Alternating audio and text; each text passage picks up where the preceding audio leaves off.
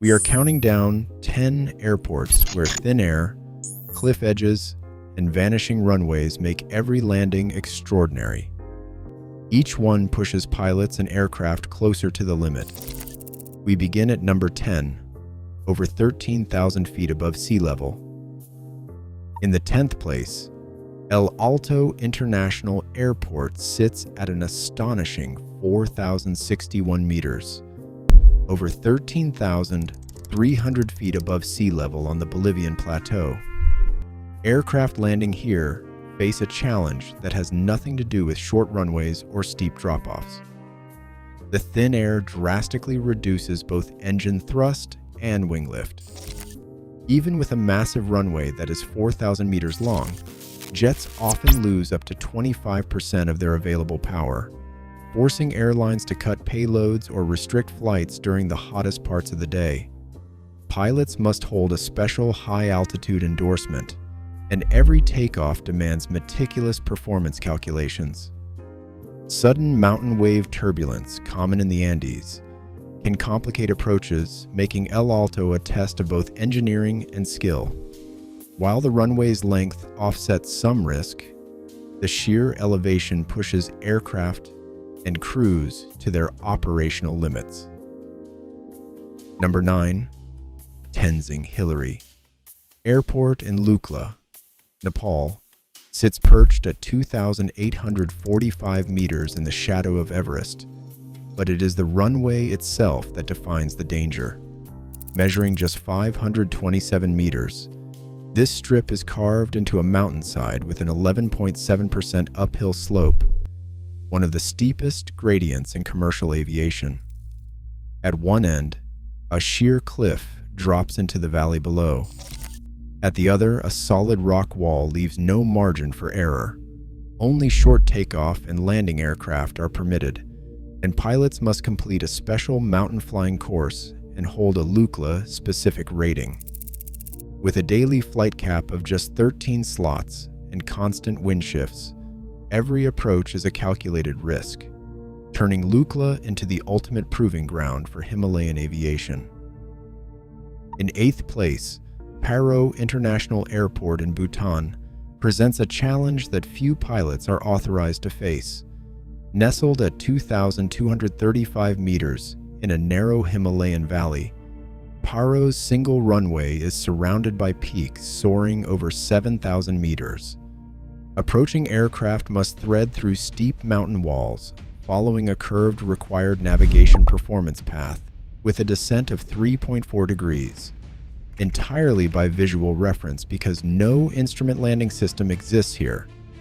Only Druk, Air, and Bhutan Airlines operate scheduled flights. Their pilots must complete a mandatory simulator course and receive a specific endorsement from Bhutan's Civil Aviation Authority. In 2019, Paro handled just over 1 million passengers, but every arrival is a testament to both pilot skill and regulatory gatekeeping. The airport's approach minima and strict certification requirements make it the world's most tightly controlled jet airport, where even experienced Airbus crews must earn the privilege to land.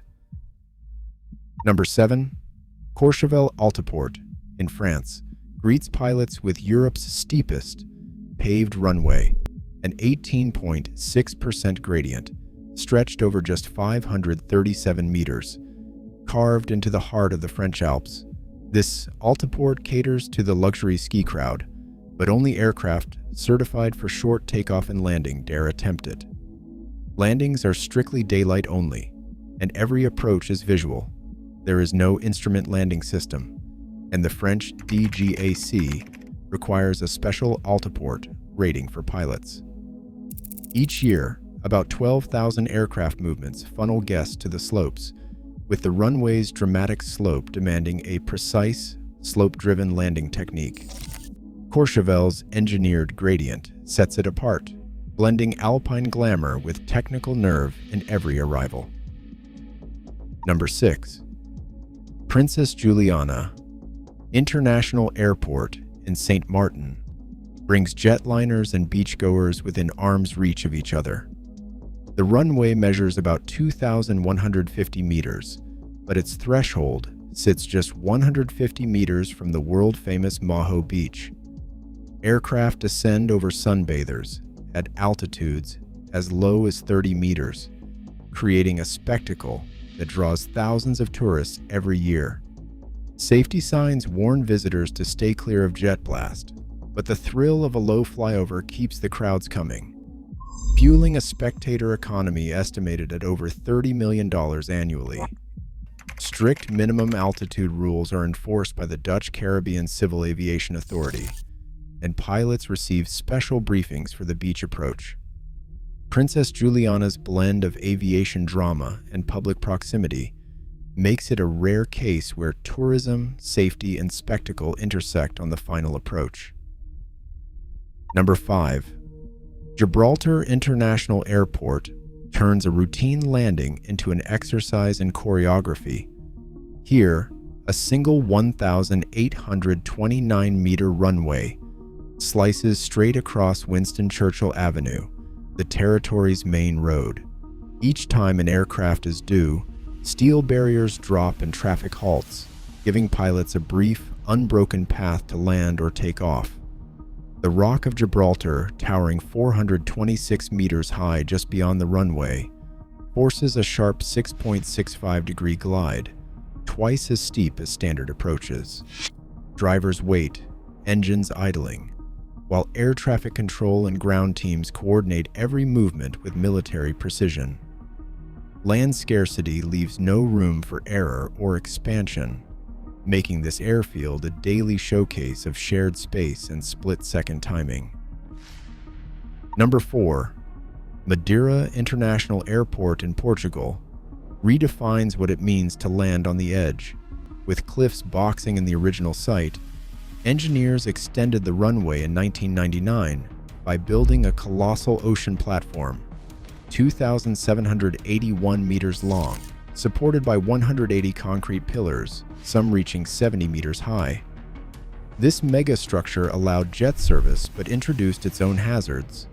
Gusts from the Atlantic routinely exceed 35 knots, creating unpredictable crosswinds that test pilots on approach. To counter this, a network of wind shear sensors feeds real-time data to air traffic control, yet every landing remains a high-stakes calculation. Madeira stands as a proud example of civil engineering overcoming geography, but the wind and the ocean still make every arrival a feat of precision. Coming to the top 3, Barra Airport in Scotland transforms the definition of a runway. Here, scheduled passenger flights land and take off directly on the beach, using 3 marked lanes of compacted sand that stretch 1,300 meters across the bay. But this runway is a guest of the tide. At high tide, the entire strip vanishes beneath the Atlantic, halting all operations until the sea recedes. Flight times are dictated by daily tide charts, with just 3 low tide windows available for arrivals and departures. Pilots must confirm the firmness of the sand via real-time NOTAMs before each approach, and the airport's license requires the surface to be dry and stable. For the island's residents, this tide-driven schedule is more than an aviation curiosity. It is a lifeline, connecting the remote community to the mainland on nature's terms. Number 2. Juancho Yrausquin Airport on Saba pushes commercial aviation to its physical limit. The runway measures just 400 meters, barely longer than 4 football fields, making it the shortest in the world with scheduled airline service. Sheer cliffs drop to the Caribbean Sea at both ends, leaving no margin for error on approach or departure. Only aircraft with proven short takeoff and landing performance, like the DHC-6 Twin Otter and the Britain-Norman Islander, are type approved by the Dutch Caribbean authorities. All jets and most turboprops are banned outright. Pilots must earn a special cliff approach endorsement, and every movement is calculated to the meter. With the entire airstrip perched atop a rocky promontory, The airport sets an extreme brevity metric that few others even attempt, demanding absolute precision for every landing and takeoff. Union Glacier Ice Runway sits carved into the blue ice of Antarctica's Ellsworth Mountains, stretching 3,200 meters across a landscape where temperatures hover near -30 degrees Celsius. The ice surface, with a friction coefficient dipping below 0.35, leaves no margin for error. Every landing and takeoff demands precision, as even the slightest miscalculation can send an aircraft sliding. Only heavy-duty planes like the Ilyushin Il-76 and ski-equipped C-130 aircraft are allowed, and only during the brief summer window from November to January. There are no permanent structures, no backup, and no search and rescue, just a temporary strip maintained under strict Antarctic Treaty protocols, where even fuel and waste are meticulously managed. The environment itself can erase the runway overnight, with sudden storms or a fresh layer of snow halting operations instantly. For scientists and support crews, this is the only link to the continent's interior, each flight a calculated risk in a place where nature sets the rules. Across all 10, one pattern stands out. Aviation never stops adapting. Extreme airports prove necessity drives. Innovation wherever people live, flight finds a way. Which airport blew your mind? Let us know below.